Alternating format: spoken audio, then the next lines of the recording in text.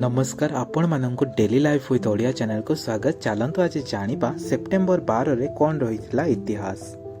ता पूर्वर आपण माने जदि एही चैनल रे आज नुआ आसीचंती ताहले प्लीज दयाकर एही चैनल को सब्सक्राइब कर दियंतु।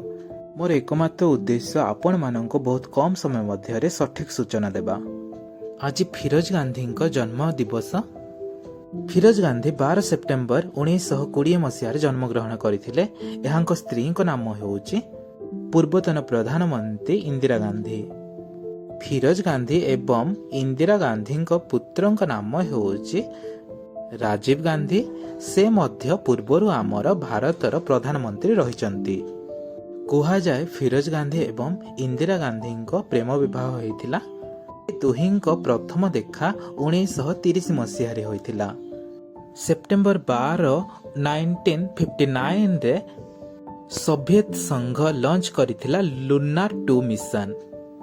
ओके आज इतिहास एतिकी रहुची। नमस्कार।